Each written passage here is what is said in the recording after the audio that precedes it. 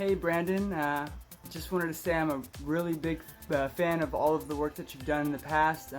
Really big fan of Hack Informer. I just wanted to say thank you for having me on. Sorry if I'm a little bit out of breath. I just had surgery on my lung, so it's a little hard for me to catch my breath at times, and we're going to try to work our way through this interview together. But I really appreciate you having me on and just giving me a platform to talk about things that we all love, video games.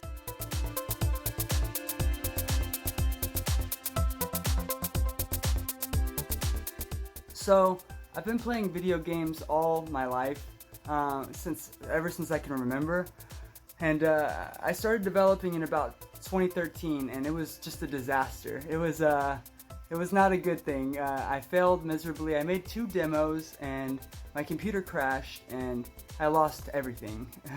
So it was just a bad experience. But I started developing with my father on Arduinos, microcontrollers and things like that, just kind of building little projects, and that kind of got me back into it. So I jumped back into game development and started making Quest Arrest, and I did it just for fun, but it turned out to be something that was quite a bit more than that, which I'm very happy and lucky for. I suppose I'm very blessed, if you will.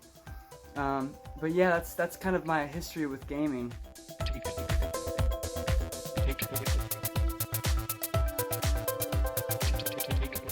Quest Arrest is a game about a detective who is in a crime-riddled city, and it's her job to stop this gang of criminals and thugs and murderers and thieves. So yeah, you just kind of explore the city and help fight crime. That's in short what makes up the game Quest Arrest.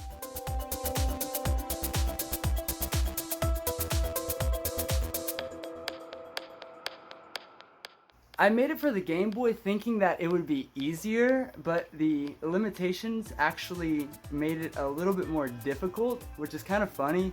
But it taught me quite a bit about game design and what I need to do to be able to make a game properly. I feel really lucky that a lot of people enjoyed it, and it just inspires me to make better games moving on in the future. I'm just really excited to show the world what else I can do, you know, working hard to make more games and just better games in general.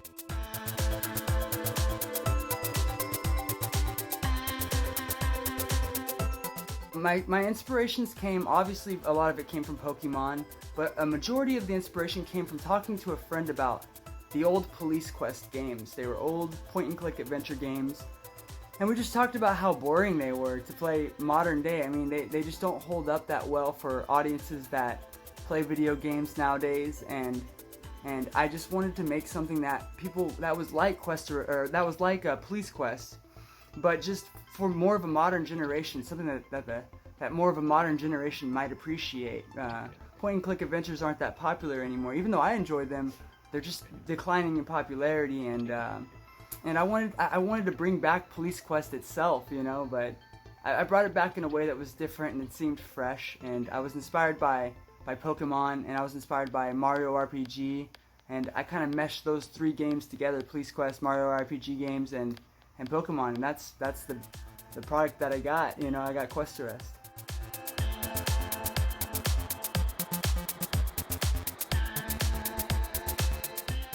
They actually we were just conversating about it, and I was like, are you guys ever gonna work on indie games? And they're like, we'd like to. Trying to figure out a way that we can you know, compensate the developers and make this work properly, and it just kind of fell into place, and they ended up coming and asking me to do it. So I was so thrilled that they did that. It was just amazing, you know. And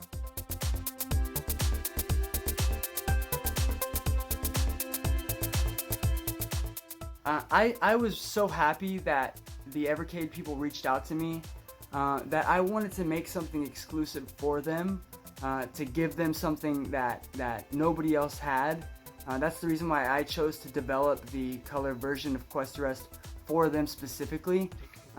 They're really good people. They've been really nice to me throughout the entire process. They've been there for me through the surgery, and you know, just like you, Brandon, they reached out to me to see how I was doing. which I really appreciate. You know, health comes first always. But yeah, even before that, they were just really nice people, and I really wanted to give them something exclusive that they could put on their platform, just to help them out, you know, in any way that I could, because they were helping me, you know.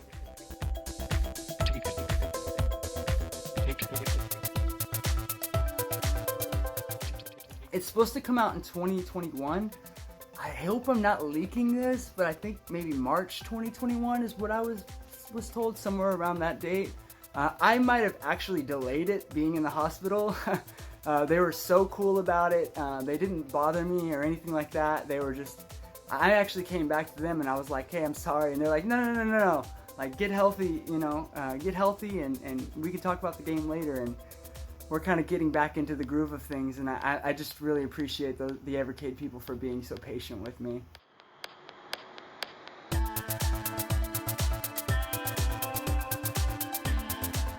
I'm going to release the color version. I'll probably make a boxed version of it. I just want the EVERCADE people to have the first dibs on it for a little while, but I do plan on kind of giving it the same release that I gave the original version. Maybe, you know, maybe a little bit more limited. I don't know yet, but I definitely plan to do that. I'd like people to have the availability to play it. But I do want the EVERCADE people to get first dibs, just because they're so good. They were so good to me, and I feel very lucky.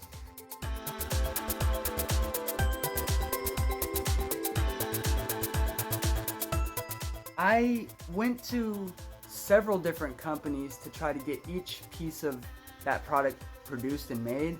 So whenever they actually make the games, they send me all of the stuff, and then I assemble it myself, and then I ship it myself. So I wish that I had a publishing company, because I didn't realize that I was going to sell so many copies of the game, and it's just it turned out to be a lot of work. But I'm so cool with that. It's such a good problem to have that I don't mind it, and I kind of feel like there's a little bit of love that goes into each copy. It's touched by me, like the original developers actually putting together and assembling each game that is sold. So I feel like there's somewhat of a special touch to that, you know, other than this company just producing them and shipping them for me. You know, I actually put my hands on every single copy. So, like I said, I feel like there's something special to that. So I don't really mind it that much.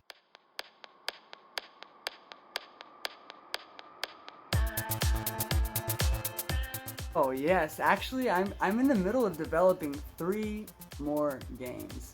I'm working with business partners that I have non-disclosures with, so I can't really say a whole lot, but to get you excited, one's a Game Boy game, one's a mobile game, and then one is a modern console game. We're going to release it for the PS5, the Nintendo Switch, PC. We're going to try to get it all around on all platforms. But these are all kind of falling into place one by one. It's going to take a little bit more time for me to get everything finished, and but I'm really excited. I can't wait to share like my future projects with you. Quest Arrest has done nothing but inspire me to want to make more games, to want to work harder for everybody to make better games, you know. So I'm really excited to release new games, because they're only going to get better as I go. I'm just going to become a better developer.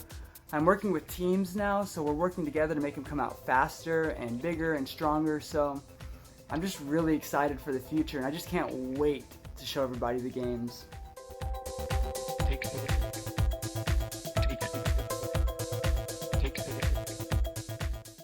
I can't thank you enough, you and the Hack Informer team. It's just, I really appreciate you guys having me on and giving me a chance to talk about what I love to do, you know. I feel really lucky to have the opportunity to make video games, and I feel really lucky to have the opportunity to make video games that people have enjoyed. You know, that to me it's priceless. There's no price I can put on that worth, you know. I'm just very grateful. Thanks again for letting me on your platform to talk about it. I just really appreciate it, man. Thank you.